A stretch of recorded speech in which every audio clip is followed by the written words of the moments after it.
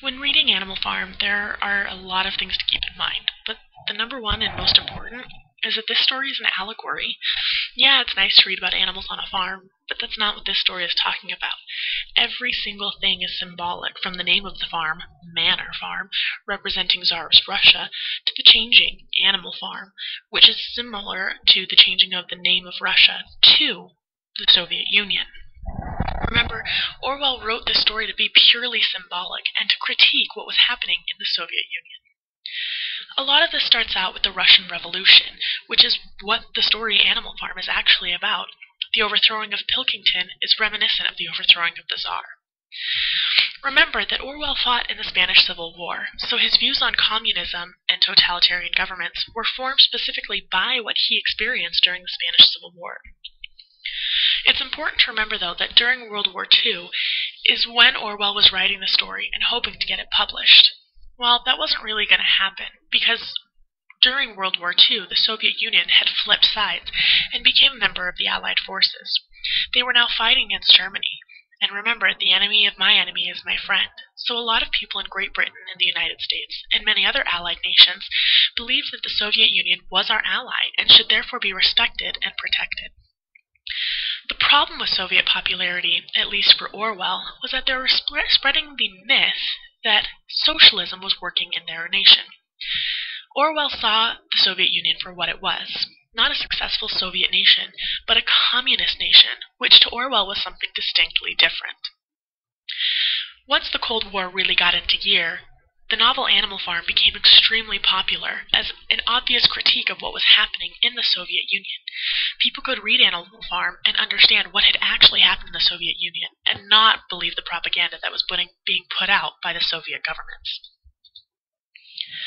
Remember, these characters are all symbolic of real people and actions that happened during the Russian Revolution. For example, Vladimir Lenin, who tried to establish the Soviet government as a socialist government, is reminiscent of Old Major, who starts to lead the revolution but suddenly dies before it really takes off. Stalin is symbolic of Napoleon. Napoleon is one of the pigs who becomes the leader of Animal Farm. Later on, he becomes much more dictatorial, and it becomes a totalitarian regime in Animal Farm. Snowball and Trotsky are synonymous in this story. You'll have to do some more research on Trotsky if you want to know more. Mr. Jones is reminiscent of Tsar Nicholas. Remember that Jones is the farmer on Manor Farm, and he's overthrown. He does come back later to try to fight back for his farm, but Tsar Nicholas did not come back to fight for his nation. Pilkington, Frederick, and the other farmers are reminiscent of the United States, Great Britain, and other foreign powers that are trying to influence Animal Farm.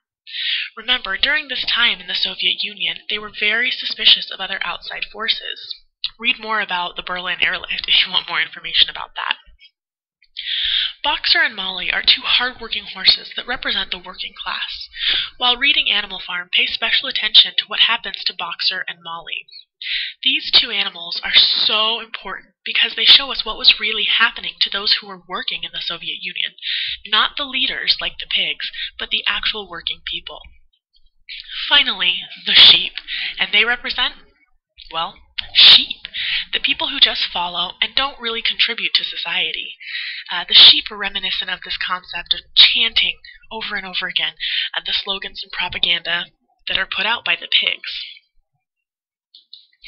Finally, I want to talk about the opening that Orwell wrote in the Ukrainian version of Animal Farm.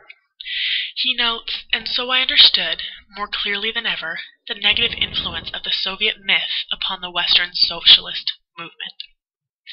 Orwell here is commenting on the propaganda the Soviet Union is putting out about communism. Remember, the Soviet Union was claiming to be a successful socialist nation when really they weren't socialist, because all of the property was owned by the government of the Soviet Union, and really Stalin doled it out as he saw fit. Power was consolidated and all power went to Stalin, and because of that it was a totalitarian regime, meaning it wasn't really socialist, hence why we call it a communist nation. What Orwell is saying in this quote is that he saw how much propaganda the Soviet Union was putting out, and how it was really destroying any sort of popular socialist movement in the West, because they would look to the Soviet Union as a leader and example of how to implement socialism. But Orwell saw that it wasn't really socialism, and knew that if the Western world tried to implement the Soviet model, it would end in communism, not true socialism, which Orwell was a big supporter of.